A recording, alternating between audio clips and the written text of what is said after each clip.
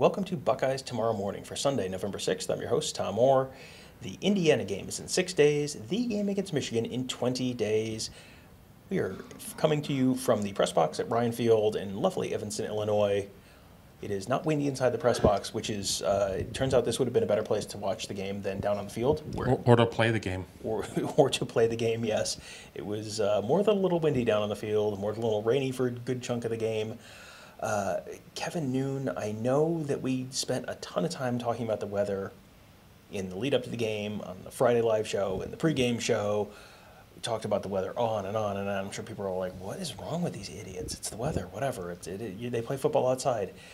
And then once the game started, it was kind of like, I don't think we talked about the weather enough. This feels like this is even having a bigger impact than we expected. Nobody expects a Spanish Inquisition. Nobody expects a 50-mile-an-hour wind either. I know. I mean, you really just don't appreciate it as much. I mean, we do have moments in Columbus when the derecho comes into town and it knocks over garbage cans and barbecue grills or whatever. But this was a major league city wind that we were seeing here off of, coming from the southwest, I guess, different than when they get the wind from the north, which is called the hawk, and it is a cold wind. But it was a very real wind. It made operating very difficult. Northwestern seemed to have a better plan for it than Ohio State did. At least Northwestern executed better for large parts of the game, but Ohio State was able to pull it out when it needed to at the end. But there is certainly a lot of discontent in Buckeye Nation as the last three games have all had very real warts on them, and we're only, as you said, how many days away from the Michigan game? 20 days. Yeah, so it's time to tighten those screws, or it's all going to fall apart. Yeah, it is. I think we started with, that's weird, against Iowa, where they just couldn't run the ball at all, and it's like, okay, you can chalk it up to the good Iowa defense. And then they go on the road against Penn State, and Penn State had given up 418 yards or whatever it was against Michigan, and they couldn't run the ball against Penn State until the very end. And then it was kind of like, that's got to be a little bit of a concern. And then 3 weeks in a row now against Northwestern, you can't run against Northwestern. Northwestern is not a very good defense. And, yes, the wind limited them, and you can chalk as much of it up as you want to with it being the wind, and that means if you can't throw the ball downfield and they know you can't throw the ball downfield, you're going to have a lot of 9-man boxes, and Ohio State was running into a lot of heavy boxes throughout the course of the day. But also, I mean, it feels like I kept expecting something to break at some point, and the offensive line seemed like it got kind of overwhelmed at times. How much of that, how much are you willing to sort of hand wave because of, good defense and on the road at Penn State and the weather today, and how much of it is like, I mean, you can make excuses for as long as you want to. At some point, this does become a concern with Michigan just 3 weeks away. Well, we've heard a lot of programming coming out of this game, and one of the things I don't know if we've talked about enough is just the number of drops. I mean, there were just a lot of issues there. I think a lot of people want to get on C.J. Stroud and say he wasn't sharp or whatever, and there certainly were some miscommunications. There were some balls that didn't come out of his hand properly, but there were a lot of drops. Julian Fleming had a rough day. Cade Stover had a couple of drops. Emeka Egbuka dropped what was a sure touchdown. It was real, but I think one of the big things, and it's been touched upon, is as soon as Northwestern realized that Ohio State didn't have a ton of faith in its passing game, it's not a matter of putting one extra guy in the box. They were putting two extra guys in the box, and that was difficult. And it's there's not many options that you have when it comes to alleviating that type of pressure. And Ohio State tried to do some of those things to, execute, and it wasn't working, and it ended up turning into a 4-quarter game. And there are people ready to throw the baby out with the bathwater right now with this 9-0 team.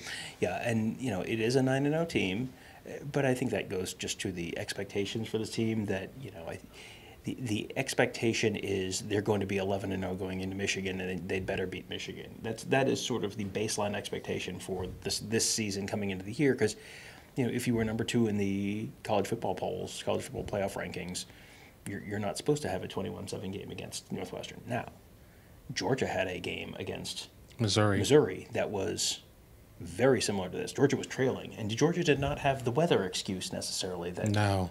that Ohio State did on Saturday. Alabama has played a lot of very close games with teams. Alabama should have 3 losses in a lot of ways. Tennessee went to overtime against Pitt, and Tennessee's gotten better since that game, but that was this season. That is part of the resume, and we at the time we're recording this, we do not know what's happening and what the final score of the Georgia-Tennessee game is going to be. So we'll see. But right now, as of the time we're recording this, Tennessee's down 24-6. So I think everyone has flaws this year. No one is perfect. Ohio State definitely has some flaws. One of them right now feels like it's the offensive line, which I think 3-4 weeks ago I would have told you this is a pretty good offensive line. This is maybe not the strength of the team, but this is a good offensive line. I don't know that I would say that anymore. Would you? No, 3-4 weeks ago, the Joe Moore Award for top offensive line came out with its semifinalist lists or whatever its midseason designation is. It just kind of depends on each award, and Ohio State was on there. And I felt at that point it was warranted. I'm like, I don't know if Ohio State's going to win the award. Ohio State may be on the final list when they have five OLs on there, but at this point, no, they certainly have not shown me anything that they're a top offensive line in the conference at this point. They're just kind of having some struggles in the interior line. Not even going to get into a couple procedural calls that happened early in the game on tackles. But they need to do some evaluation at this point of what is going to put them in the best position to win games and to be successful, because that's what it all comes down to.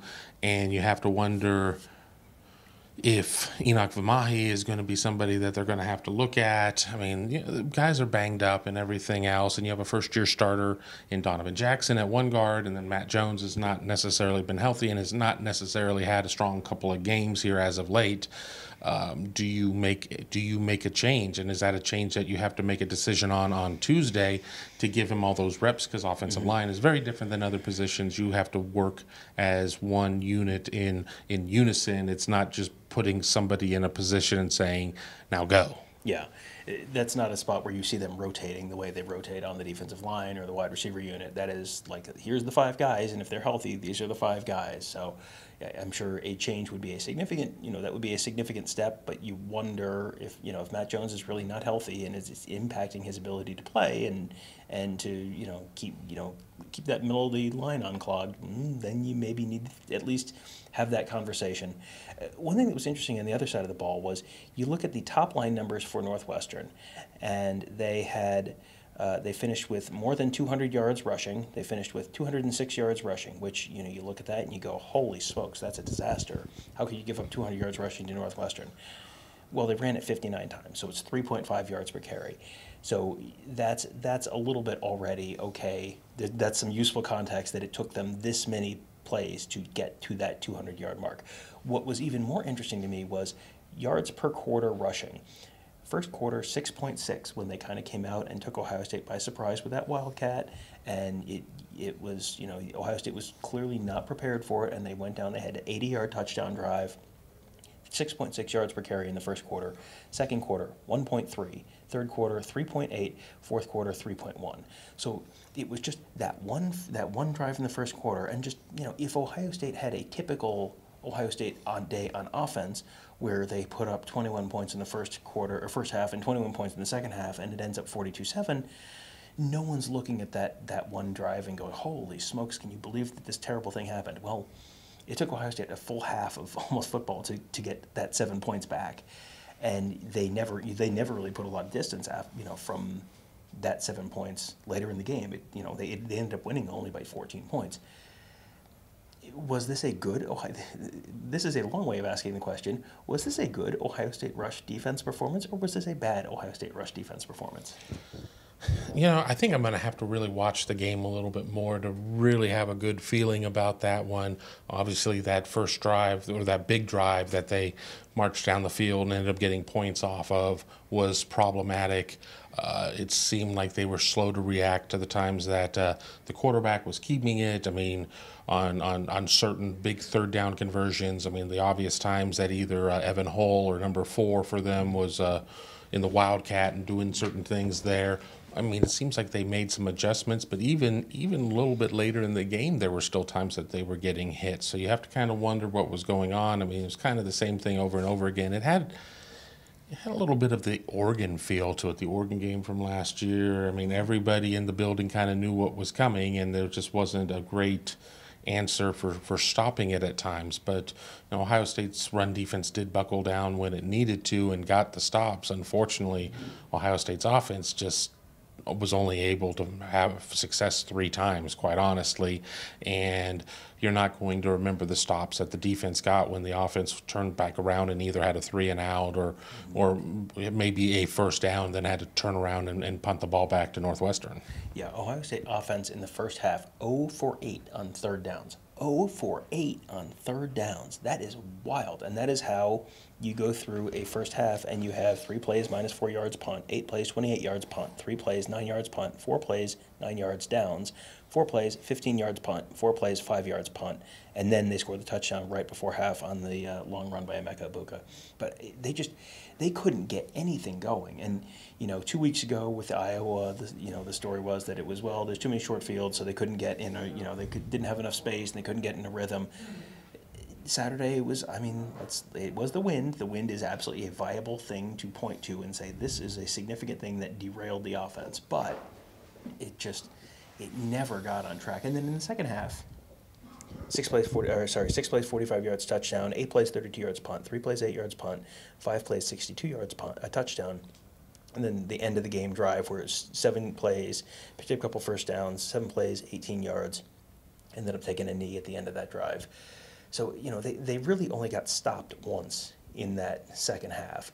So was that Ohio State, wearing down an inferior opponent? Was that Ohio State, finding something on offense in the second half? What do you chalk that up to? Well, Ohio State only had 5 drives in the second half. Mm-hmm. So, wearing them down, I don't know, because, Northwestern possessed the ball for a good amount of time mm-hmm. there, but Ohio State was obviously Northwestern only scored 7 points, so we can go to the first quarter and Northwestern scores and they don't score again. And there's some times where they did cross the 50, where the Cats crossed the 50, but, Ohio State largely had Northwestern's number, but even with that, there were prolonged drives, so this is going to really be one of those games that people are going to look at various ways. It's going to be the wind game. It's going to be this Ohio State can't throw game. It's going to be the Ryan Day is stubborn game. It's going to be whatever. There's going to be 50 different names for it. But I think that it's going to be one that the way it's remembered will really be defined by what happens in 20 days. Mm-hmm. Yeah, and that's going to be, that Michigan game in 20 days is going to define the whole season. That's going to potentially start defining Ryan Day's career in one direction or another. There's a lot on the line in that game. That is not just, the usual Ohio State-Michigan stakes, plus the Big Ten East Championship and the chance to win the Big Ten, plus, you're sort of in the driver's seat for a college football playoff berth at that point. There are some real serious stakes on that game. C.J. Stroud, I wanted to talk about him real briefly. 76 yards passing, 79 yards rushing. Which of those numbers is more shocking to you? Just as I expected. Just as I expected. What kind of odds could you have gotten 14 days ago that C.J. Stroud will run for more yards than he will throw for at Northwestern, and the numbers are not like 5 and 3 and he left 3 plays in the game. He played the whole game and he rushed for more yards than he passed for. I think one of the most interesting things that I, air quotes, learned was that CJ wants to run and that it's the staff that keeps him from running. What I see on the field, I beg to differ unless they say, CJ, if you get out there and run, you're going to have to go and run. We'll let you run a bunch of laps mm-hmm. because he looks so hesitant at times. Even today when he was running, he had some hesitancy when he had some pretty wide open green grass in front of him, but Ryan Day said that no, he wants to do this, and he was ready to do it. It's interesting. I kind of laugh because remember one of CJ's first plays as an Ohio State quarterback was a long run, 40-some yard run, And, now he's just this quarterback who's labeled not much of a runner. We can go back to the late Dwayne Haskins Jr. He had one of his first big plays was at Michigan, where he ran it to like the 6-inch line. People thought maybe he'd got in, and it's like, oh, well, he's a dual threat quarterback. I mean, even at that point, there was a national analyst that tried to say, oh, well, he's just much more of a runner, and he got ratioed. It got really bad at that point, but it's crazy, but just win in advance. I mean, the best part of being 9-0 is passing for 76 yards. Yeah, it was. This was a game where Ohio State survived and advanced, and in a game with really, really unique conditions. And I talked about this a bunch on the post-game show, and I'll just share a little context if you didn't join us for that. I was standing in the south end zone, so on the right side of the TV, the wind coming at my back in the fourth quarter, and literally got pushed forward, like stumbled forward a couple times because the wind was blowing that hard. It was it was like I texted someone and said, this is Jim Cantori weather, where the Weather Channel guy is standing out at the beach. You're like, what kind of moron is out in this kind of weather? You're going to get hit in the face with a stop sign. What are you doing? Well, duty calls, friends, duty calls. You end up, that is not excuse making to say that the weather played a significant role in, limiting the game, limiting what you could do on offense, limiting what you could do during the game. I would say the weather was probably worth, the wind and rain combined were probably worth 21 points to Northwestern at least. If this is and it would have been 49-7, my score pick. 21 plus 21. Oh, I thought I had 20. I'm already thinking about pizza. Yeah, I'm thinking about pizza, and it's my birthday, so go easy on me. Happy birthday! We'll get you a calculator. It was, if this was a dry, sunny game, this game is 42-13 or 42-14 or something like that. It was just, I think you're not using the weather as an excuse. It's just like, this is a statement of fact. The weather was a significant factor in the game. So, I will be interested to see. I don't know that we can see anything in the Indiana game that would significantly change my mind on anything, but if they struggle again against Indiana, I think that's a big red flag to me. If they run the ball really well against Indiana, and then the holes are opened up, and they're explosive again. That doesn't prove anything either. Yeah, I don't think they could prove anything good against Indiana. I think you could only see things that would be discouraging against Indiana. Nothing to gain, everything to lose. Yeah. It's welcome to the world of Ohio State football. Welcome to, as Urban Meyer said to Ryan Day when he first got the job. I'll paraphrase it. It was just kind of, you're not allowed to lose any games. You got to graduate all your players. Everyone's going to stay out of trouble. And you got to win every game by like 30 points. Go get them, Tiger. This is welcome to the big chair. That is life in the big city. That's what you have to do if you want the big piece of chicken. Yep, exactly. Yeah, it is, and yeah, I mean, they are 9-0. We are 3/4 of the way through the regular season, and Ohio State is undefeated. There are only, as of the time we're recording this, I think 6 unbeaten FBS teams right now. A couple of them are playing right now, so it's going to be down to at most 5. I think TCU won, but it's the club is shrinking, and Ohio State is still a part of it. So if you're an Ohio State fan, that's obviously good news, and there's a couple more weeks for them to try and straighten things out before the very, very big game against Michigan, just 20 days away. If you are interested in hearing more about the Ohio State football team and their efforts to prepare for that Michigan game and all the stuff in between, a great place to do that would be at BuckeyeHuddle.com. We have a fantastic team of insiders, recruiting analysts, team coverage, X's and O's gurus. We just added another X's and O's guru. Can you believe that? We've got 4 of them now. There's a lot, and there's going to be a lot of scheme talk this week about what's wrong with the offense, what's wrong with the running game, what's wrong with the defense, why was Northwestern able to run the ball, all that fun stuff. Well, we've got experts there to break it all down for you at BuckeyeHuddle.com. Sign up today, less than 50 cents a day. Really great and insight analysis. Sign up, try it out. Right now, you'll get the through the Michigan game, through the Big Ten championship game, through Selection Sunday. Yeah. I mean, this is going to be, if you're going to try it, this would be a great time to do it, because do it now. Try it for a month, And yeah, we think you'll love it. It is the price of, speaking of pizza, Kevin, it is the price of a lousy chain store pizza. We're not getting chain store pizza. We are not. We're in Chicago. We will, so check that out at BuckeyeHuddle.com. And also, if you are watching on YouTube, make sure you hit the thumbs up for us. We really appreciate that. That helps other folks find these shows.